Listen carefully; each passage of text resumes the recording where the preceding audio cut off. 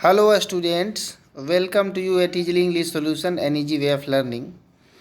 इस वीडियो में हम लोग यह पोएम पढ़ने जा रहे हैं, द रोड नॉट टेकन, वह रास्ता जो नहीं लिया गया या नहीं पकड़ा गया। यह CBSE board English language and literature class 9 की जो किताब है इंग्लिश की बी हाइव, इसी बुक की यह पोएट्री है। बहुत ही फंटास्टिक पोएट्री है, बहुत अच्छा पोएट्री है। और इसके पोएट भी लीजेंडरी पोएट हैं रॉबर्ट फ्रॉस्ट। यह पोएट्री है किस चीज़ के बारे में, इसका थीम क्या है और इसका क्या अर्थ है, क्या सेंस है, सब कुछ हम लोग समझेंगे with word meaning, with the explanation of stanza. हम लोग आसान हिंदी भाषा में समझेंगे और इससे संबंधित जो भी प्रश्न आते हैं उन पर भी कुछ हम विचार करेंगे, कुछ प्रकाश डालेंगे। तो आइए स्टार्ट करते हैं। The road not taken by Robert Frost. This well known poem is about making choices. तो यह जो पोएम है बहुत ही प्रसिद्ध है और यह चॉइस के बारे में है। चॉइस का मतलब जो है किसी चीज़ का चुनाव करने के बारे में है, चुनने के बारे में है। And the choices that shape us, ऐसे चुनाव के बारे में जो चुनाव हमारा निर्माण करती है, हमको बनाती है। जैसे कोई चीज़ हम जीवन में चुनते हैं तो उससे हमारे जीवन पर असर पड़ता है और हम भी वैसा बनते हैं। उस टाइप के चॉइस की बात यहाँ रॉबर्ट फ्रॉस्ट जी करते हैं। रॉबर्ट फ्रॉस्ट जी एक अमेरिकन पोएट हैं जो सिंपली लिखते हैं कविताएं। जो है ये सामान्य अनुभवों पर आधारित कविता लिखते हैं।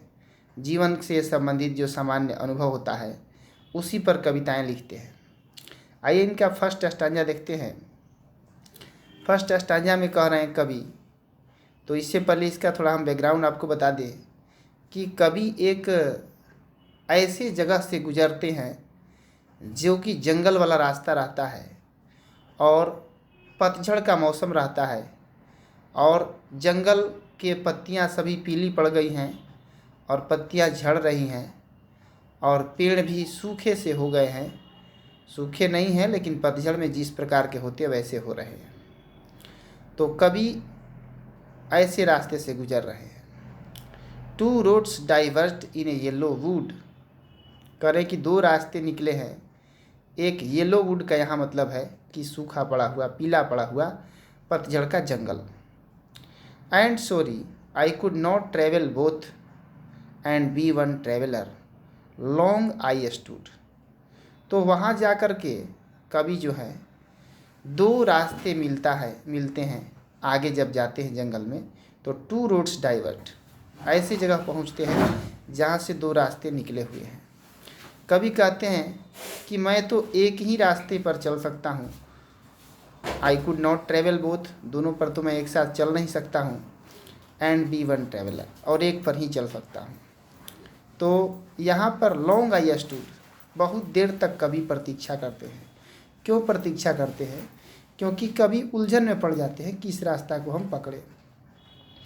And look down one as far as I could, एक रास्ते को इन्होंने देखा जितना दूर तक भी ये देख सकते थे उस रास्ते पर।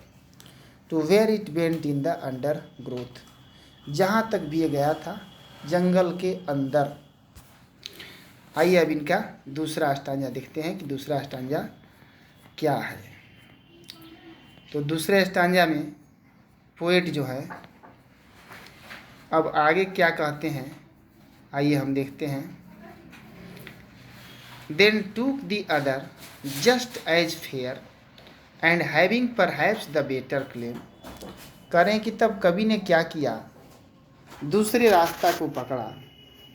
दूसरा रास्ता जो उचित लग रहा था इनको, और having perhaps the better claim, लग रहा था कि इस रास्ते पर चुनौतियां हैं।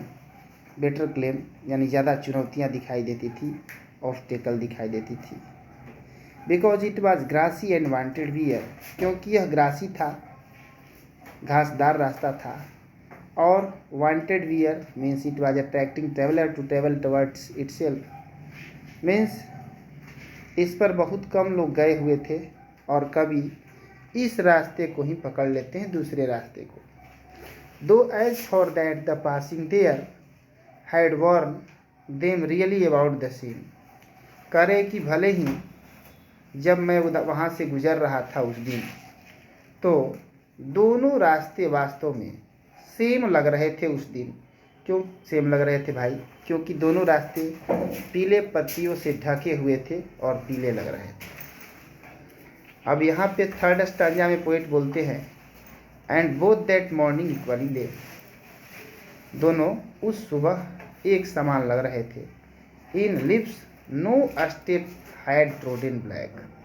देखिए वही बात यहाँ पे कह रहे हैं जो हमने आगे बता दिया है कि कोई भी पत्तियाँ मतलब पत्तियों से रास्ते ढके हुए थे और कोई भी स्टेप नहीं था, पैरों का निशान वहाँ पर नहीं था उस दिन।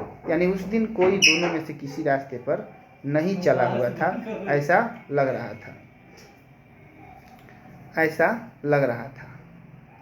ओह I kept the first for another day yet knowing how way leads on to way. कह रहे हैं कि ओह मैंने छोड़ दिया एक रास्ता को, पहला रास्ता को दूसरे दिन के लिए मैंने छोड़ दिया, और यह जानते हुए कि यह रास्ता मुझे कहाँ ले जाएगा। Yet knowing how way leads on to way I doubted if I should ever come back.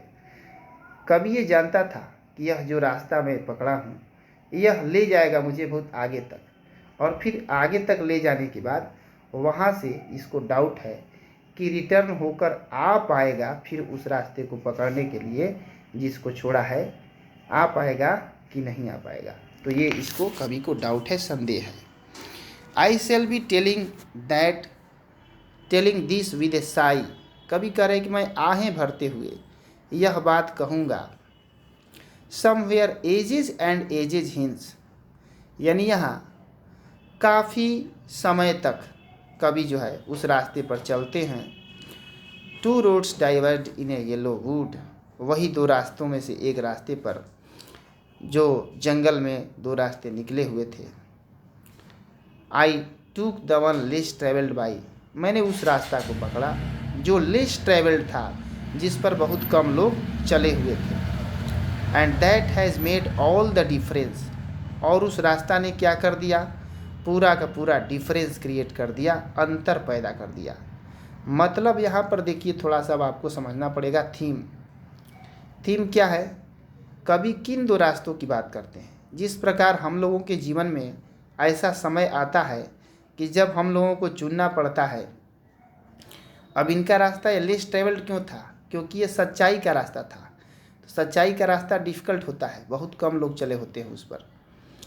कभी जीवन के रास्ते की बात कर रहा है। जीवन में हम कभी ऐसे एक समय पर पहुंचते हैं या ऐसे एक परिस्थिति में उलझते हैं जब हमें कोई न कोई एक विकल्प चुनना होता है, और जो विकल्प चुनते हैं वह जीवन भर हमारे ऊपर छाप छोड़ता है या उसका कोई रिजल्ट, कोई परिणाम होता है।